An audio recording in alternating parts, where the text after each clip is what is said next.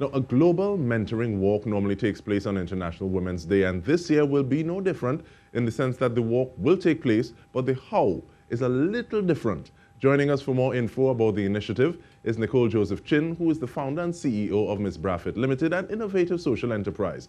She has been a part of the Vital Voices Global Leadership Network since 2015. She was also flag bearer for the 2015 to 2019 Global Mentoring Walks in Trinidad and Tobago. So I want to hear if there's still a flag, if you're still the flag bearer this time around. But welcome, Nicole. How are you? I am well, thank you, DK. There's still a flag. We're not going to fly it. However, we're flying the Vital Voices flag in solidarity electronically, because we're now moving on to the virtual platform for the mentoring walk, for the mentoring event. And being virtual is not unusual for Vital Voices because most of the programming is in fact virtually designed. And then we have the in-person activities for general, programming. So we're kind of familiar with virtual, but this year a walk virtually is a bit to ask, but we have to do so in the pandemic for certain. Now, what are some of the things, or I don't necessarily want to ask where are some of the areas that it really would have suffered in terms of like the initiative on International Women's Day, but what are some of those activities that are happening, and is this more or less than would normally be the case? Well, actually, the walks, which are generally about 175, sometimes more, in at least 80 countries, many are still going on. It's just that we are all virtual now. So that's the impact, that's the change that is happening. What is not going to change is the fact that we can influence lives, we can change lives, we can empower women, and we can build on very important discussions, especially along the pillars of empowerment. So it hasn't really changed, it's just the modality or the way it's being done. And in terms of getting some of that modality, give us a little history of the mentoring walk, thanks, because I believe it would have happened a little earlier elsewhere before Trinidad and Tobago, but take us through that process. Right, so Geraldine Laborn, who is the founder of Oxygen Media, many years ago, she had actually devised this way to connect with women who needed to have guidance from her, needed to interact and engage with her. And she found it so effective to just go for a walk at lunchtime or anytime that you had an opportunity inside of the busy workspace and work environment. And being a member of the Vital Voices community and on the board, she would have actually, as one of our network leaders, she would have actually brought it into the Vital Voices space and introduced it. So in 2008, when the Vital Voices Network women finally discovered the beauty of a mentoring walk, we actually, in fact, they would have preceded that, but many of the women would have taken it to their countries and implemented it. And so today, we could very happily say that we have had over 550 walks to date in totality over the years. Now, I like the fact that there's this opportunity for networking, for community in an exercise that in and of itself is something that is healthy. So you have people being able to walk up, because sometimes when you have a tea session or people are supposed to be dressed formally, people are thinking, okay, how do I look? Is every strand of hair in place? Are my curls looking quenched? And you're kind of nervous stepping up to this person. So does the fact that it's virtual take away some of that opportunity in your view? Well, what we are planning to do, and this is one of the things that is so very important during the pandemic, because we thought really hard and long about this. But what we have decided to do is, even though we are going to be having virtual engagements, we are still going to have an opportunity to meet one-on-one with the mentees. So, because remember, the purpose of the walk is also, or the action, is to engage a conversation with women leaders who are emerging or who are transitioning and want to have that partnership, that buddy relationship, so to speak, so that we can go through that process together, bit of accountability, so to speak. So from that perspective, we have to look at what is the safest way, what is the safest manner of being together but being apart, So we're going to practice all the social distancing and all the hygiene and everything when we do get together. It will not be a large group. It will be the mentor and the mentee, which is a beautiful experience as well, because it's going to be offline and then it's going to be online, sorry, and then it's going to be in person. And that way there's going to be an opportunity to finally meet and look at each other. At least we don't have to cover our eyes. We cover our nose and our mouth, so at least we could look at each other. And in terms of that meeting that you're talking about, what's the significance of being able to meet leaders and pioneers in fields that you may be looking at or thinking about entering, and being able to share some of those personal experiences? So I always like to share some of the Vital Voices stories when I get a question like this. So like inside of our community, there are so many dynamic women leaders. You have presidents, you have vice presidents, you have secretaries of state, you have women who've done and gone on to do incredible things. And so what you've found is that every single time you have an opportunity to meet a woman leader, even in my country, even in Trinidad and Tobago, but we get this sense of excitement first and foremost, because like the Director General of the World Trade Organization that has just been elected in the last month, within the last month, she is a Vital Voices woman. So is Amanda Gorman. So all of these women get us very excited. Kawala, for example, is one of the opposition politicians in Cameroon. And when you hear her stories and you see the adventures, I call them adventures, that Ka has been through in the whole line of looking at leadership from the perspective of for the people, you see how many dynamic women that will continue to inspire and inspire change. And so what I do inside of my sphere, locally on the ground here, is look at how we align ourselves with that kind of magic, that kind of ability to change the narrative, that kind of ability to motivate people to really continue. Because the other thing I keep telling people, Vital Voices is not for the faint of heart. If you don't have the time to put in the work and to put in the activism in whatever sphere of work you're doing, you do not belong in that space, because it's really about consistency, persistence, networking, solidarity. You might have a different perspective, but we marry perspectives, we join. And at the end of the day, you see how many women inside of that network get things done, and how many of us collaborate and collaborate extensively. And the other thing is, we also see how many corporations support us inside of the Vital Voices network. Bank of America is one of our biggest sponsors. So is FedEx. So is, oh my goodness, there's so many of Johnson & Johnson. You know, so there are many corporates that come together and ask, what do these women need? And I want this to start happening in the Caribbean and on the ground in Trinidad and Tobago. And it doesn't happen enough. When I approach corporates, I don't see the excitement in their eyes. And we can model a lot of things. Well, I feel like you have excitement to bond for people as well. But with regards to people who are feeling that excitement from you and seeing the vision and getting a little spark of that magic, I mean, normally we may ask this during the end, but how do people contact the local chapter, for want of a better word, or get more into connection, alignment with that movement here in Trinidad and Tobago? So there are ways to find us. We can be found on social media, Vital Voices, Trinidad and Tobago Global Mentoring Walk. And that is actually a Facebook page. And then we can also be found on email if anybody wants to directly send a note to us. It's ttvglobalmentoringwalk@gmail.com. And there are also ways to reach out in terms of contacting me, Nicole Joseph-Chin, on 755-1496 or WhatsApp. And we continue the mentoring discussions during the year. You know, it's so dynamic that sometimes people don't even realize they're being mentored. I don't realize sometimes I'm being mentored, because the conversation is really so very powerful and it's engaging, but then it's also, oh my God, I've just discovered something about myself, or about something I'm working on, or about something I need to change. And speaking about engaging conversation, we continue this engaging conversation when we return. Stay with us. We are speaking with Nicole Joseph-Chin.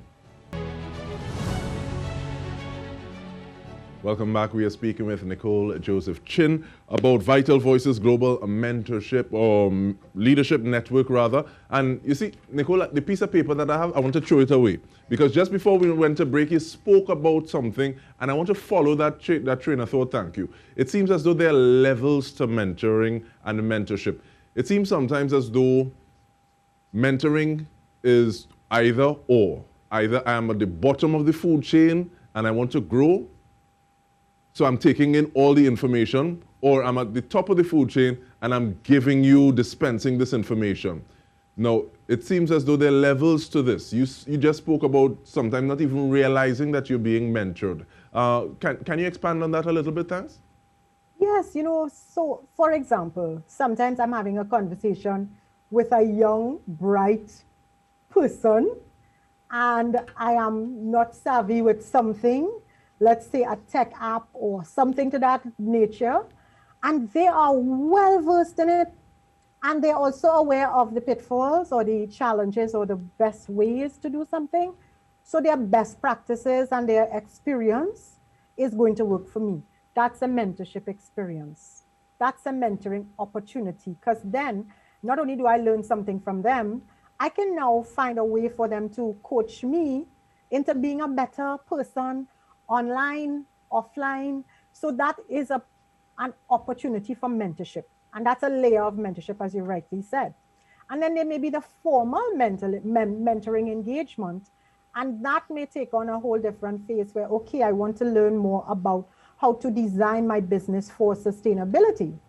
And then I may go to a business leader and say, hey, I need to have 3 months with you, 90 days to sit with you and get this thing in order, or hey, I need a fitness mentor. I need somebody who's going to help me to not just put my physical fitness, but other levels and activities that will make me a fit person, a resilient person. So in truth and in fact, there are many ways mentoring happens. There are many levels and layers, as you rightly said. And there are also many qualities of mentoring that we don't even sometimes look at. We kind of pass them because we don't acknowledge that that is a form of mentorship. I like the fact you also spoke about being able to look at things and say, okay, well, this can be a little different. You speaking to corporates and saying, okay, well, this is another possibility. What are some of those norms that you see? And the same way you would identify this as an opportunity for mentoring. What are some of the things we need to look at and identify as norms that need to be challenged in this space and time that we're in right now? So one of the biggest experiences to date I've had, particularly in looking at how we champion opportunities for women in our environment, is that many times there is still that inability, or probably it's a lack of, maybe it's a fear of wanting to extend to the point of saying, okay, you know what, we're going to take this chance and look at how we can work with empowering women. Because I've seen it, for example, in a particular corporate space in one of our Vital Voices communities where we through the network, they would have set up a mentoring arrangement with a particular corporation for me. And I had the opportunity not only to sit in their boardrooms while they were not even there, they just left the boardrooms open and said, you can come in and use it for as long as you want, for whatever you want, for your planning, for whatever. They gave us the whole top floor of their headquarters. And this is Johnson & Johnson, I will call names. And we sat in their headquarters in New Jersey, and we literally had so much space for creativity. But not just that, for a whole year after that, the entire leadership in terms of at their most senior level took us all under their wings, the 10 women, and they actually led in terms of building capacity for whatever we were lacking in. Now it was an engagement through Vital Voices, but that's just a real kind of opportunity, a real engagement. And yes, that was completely virtual until we had an in-person opportunity. But again, when I look at what we can do on the ground here, and when we approach sometimes to have that conversation, it sometimes feels like we're knocking on a wall. And do you think there's something about this time in terms of the increased levels of conflict, some people say inequity, brought on by the pandemic that make the disruption a little easier to knock on some of those walls because there may be already some visible cracks that can be widened a little bit to create the reality that we want to see a little more? DK, I always see opportunity. So for me, I agree with you. And I'll tell you this, with all what I'm saying to you, I have never given up. And I don't give up, and I don't see it as a negative. I see it always as an opportunity that at some point we're going to build traction.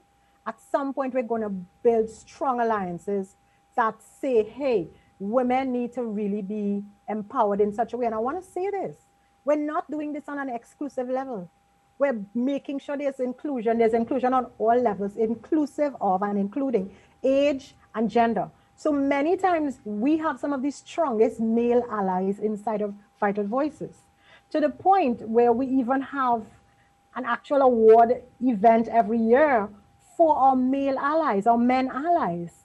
And when we have events like that that honor men, it's because we have spouses, we have peers, we have bosses who really, really care and who are really willing to work with us and inspire us and take us to that next level and mentor us. However, we also need to know that we can sometimes be the ones that change the story. And no, I like particularly. I like the fact that you speak about allies and partners, and with that in mind, I have some documentation to send you and hopefully it gets amplified a little bit. But I see that St. Lucia was bright enough to have you come over and lend some of your services. So I want to ask you about some methodologies from your point of view, your perspective, for building some of those sustainable partnerships in a time that we see that is needed. Good. So that is something I'm really happy you're talking about, because one of the things that we premise ourselves on, and pride ourselves on being really good at in the network is how we sustain each other, how we collaborate. Every single woman in the Vital Voices network has collaborated with somebody else, either within the network or in their community. And that is, I'm talking about in a 30,000 plus strong community and global organization. We collaborate. So of course, this is actually also the second year that I'm doing a virtual mentoring event with St. Lucia. So again, we're looking at the virtual space and how it's working out, but it has happened. And St. Lucia, as you rightly said, they've looked at how we can support and collaborate and engender really strong camaraderie that has purpose.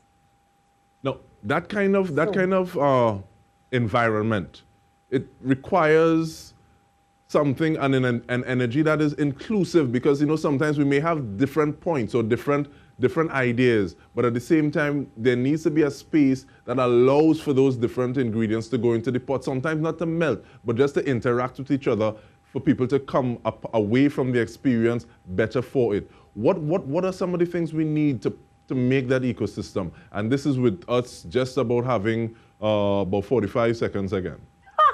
Good. So first thing, trust. We need to learn how to trust each other. We need to learn that if I hand you the ball, you're not going to drop it. And I have confidence that you won't. So that's one of the things I think that we need to put as one of our key ingredients in this big pot. I think we also need to understand that it takes time. For me, I have been doing one thing consistently over the years, and that is building a program that helps women to feel great about who they are, what their bodies look like. So again, it's a consistent, never ending, never tiring, even when it's tiresome, even when you feel like you want to give up. So we have to really be persistent, determined, trusting, and we have to also be open-minded. There's a lot of open-mindedness and open to things that, hey, even if I don't know this, let me try it out and see, and let's trust the process. And let's know that even if I have that ball in my hand and it's loosening up because it's heavy, somebody's going to take it and hold it and run with it carefully. And in terms of running with it, we need to run with it at this point in time. But I want to thank you very much for literally embodying one of the things that I saw on a T-shirt in terms of using your power to empower. Thank you very much, Nicole Joseph-Chin. And on behalf of the entire news team, I'm DK Roster. Thank you for joining us. Have a good night.